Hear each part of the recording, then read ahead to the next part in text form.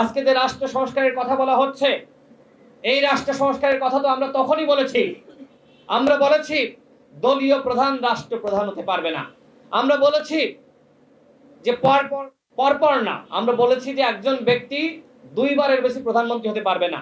একজন ব্যক্তি যদি দুইবার প্রধানমন্ত্রী হয়, তার জীবনে আর কিছু পাওয়া লাগে?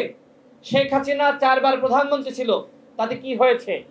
সর্বশেষ ঘৃণার পাত্র হিসেবে আজকে আমাদের কাছে সে আবিষ্কৃত হয়েছে। সুতরাং আপনি যত ক্ষমতাকে কুক্ষিগত করার চেষ্টা করবেন, এই ক্ষমতায় একসময় আপনার জন্য কাল হবে। এই কারণে আমরা বলছি ক্ষমতার ভারসাম্যের কথা। রাষ্ট্রপতি এবং প্রধানমন্ত্রীর মধ্যে ক্ষমতার ভারসাম্য থাকতে হবে। এই কথাগুলো আমরা আমাদের ঘোষণাপত্রে ওই সময়ই বলেছি। আমরা কোটা সংস্কার আন্দোলন সফল করার পরে আমরা ঘোষণা দিয়েছিলাম যে আমরা একটি সফল আন্দোলনের নেতৃত্ব দিয়েছি, আমরা এখন রাষ্ট্র সংস্কার করতে চাই। আপনারা জানেন যে আমরা ডাকসু নির্বাচনে অংশ নিয়েছিলাম, ভিপি জিএস সহ আমরা সর্বমোট 11টি পদে আমরা নির্বাচিত হয়েছিলাম। এরপরে মেজর ছিনা হত্যাকাণ্ডের প্রতিবাদ আপনারা সকলে জানেন, সেই প্রতিবাদ কিন্তু কেউ শুরু করে নাই, আমরাই শুরু করেছিলাম। রাজপথে আমরাই প্রতিবাদ করেছিলাম। যখন আবরার ফাহাদকে হত্যা করা হলো, তখন আমাদের সংগ্রামী সভাপতি, তখন তিনি ডাকসুর ভিপি ছিলেন, হয়েছিল ডাকসুর ভিপির নেতৃত্বে। বাংলাদেশে যতগুলো আন্দোলন, যতগুলো ইতিহাস সৃষ্টি হয়েছে, তার মূল নায়ক ছিল ডাকসুর ভিপি নুরুল হক নূর। এটি কি মিথ্যা? এই ইতিহাসটিকেও কেন? কারণ গণ অধিকার পরিষদ সঠিক পথে রয়েছে।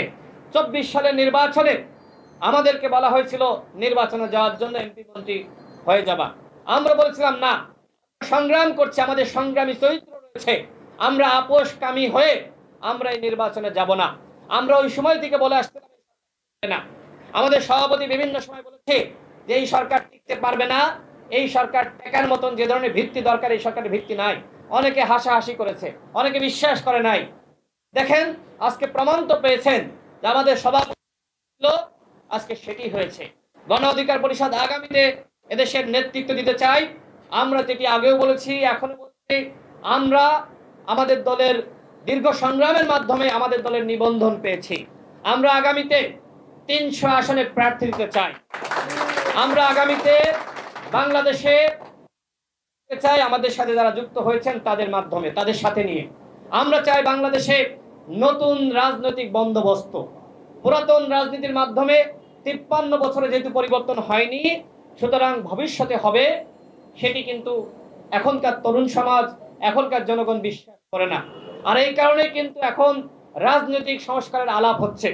যারা পুরাতন দলগুলো রয়েছে, এই দলগুলো যদি নিজেদেরকে পরিশুদ্ধ করে এবং সংস্কারের যে রাজনীতি, এই রাজনীতির সাথে তাল মেলাতে পারে, তাহলে কিন্তু তারা এগিয়ে যেতে পারবে। অন্যথায় ওই পুরাতন মান্দাত্তার আমলের যে রাজনীতি, ওই রাজনীতিকে আঁকড়ে ধরে বর্তমানের সাথে এগিয়ে যাওয়া যাবে না। এই পরিবর্তনের রাজনীতি করতে চাই গণ অধিকার পরিষদ। গণ অধিকার পরিষদের 4টা মূলনীতি: গণতন্ত্র, ন্যায় বিচার, অধিকার এবং জাতীয় স্বার্থ। এই 4টা মূলনীতির উপরে আমরা নির্ভর করছি।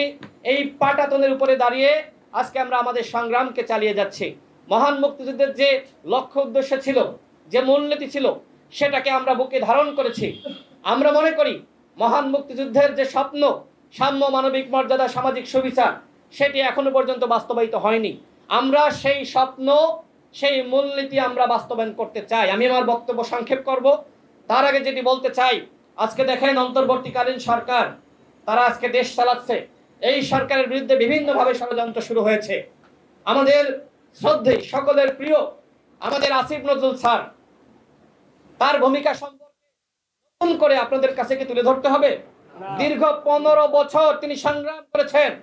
2018 সালের কোটা সংস্কার আন্দোলন, যখন কেউ কথা বলতে পারে, যখন আমাদেরকে রিমান্ডে নির্যাতন করা হচ্ছে, যখন আমাদের সভাপতি নুরুল হক নূরকে চিকিৎসা দেয় না, এক হাসপাতাল থেকে আর এক হাসপাতালে পালিয়ে চিকিৎসা নিতে হয়, তখন কোন মানুষটি সংগ্রাম করেছে, প্রতিবাদ করেছে? একজন শিক্ষক, একজন মানুষ, সে ডক্টর আসিফ নজরুল স্যার। আজকে দেখেন তার বিরুদ্ধে ষড়যন্ত্র শুরু হয়ে গেছে। আমার দেশ পত্রিকার সম্পাদক মাহমুদুর রহমান, তিনি কারাগারে গিয়েছেন, এবং আরেকজন প্রথিতযশা সাংবাদিক, আপনারা জানেন যে তিনি কিন্তু আইন মন্ত্রণালয়ে আবেদন করেছিলেন এবং তিনি কিন্তু জামিন পেয়েছেন, শফিক রহমান সাহেব। তো শফিক রহমান সাহেব জামিন পেলেন, আর মাহমুদুর রহমান তিনি জামিন পেলেন না। এই জন্য দায় দেওয়া হচ্ছে আসিফ স্যারের উপরে। আমরা যদি বলতে চাই, দীর্ঘ 15 বছরে এদেশের মানুষ আসিফ স্যারকে দেখেছে, তিনি প্রতিবাদ সবসময় করেছেন। সর্বশেষ যখন আন্দোলন বন্ধ হয়ে গেছে, আর কোনো আন্দোলন চলছে না, সবাই এক প্রকার ভয়ের মধ্যে, তখন আসিফ স্যাররা তারা প্রতিবাদ করেছে এবং আন্দোলনের স্ফুলিঙ্গ তাদের মাধ্যমে ছড়িয়ে পড়েছে। আজকে অন্তর্বর্তীকালীন সরকারকে বিতর্কিত করে যারা এই রাষ্ট্র সংস্কারের পথে বাধা সৃষ্টি করতে চায়, আমরা তাদের বিরুদ্ধে প্রতিরোধ সংগ্রাম গড়ে তুলব।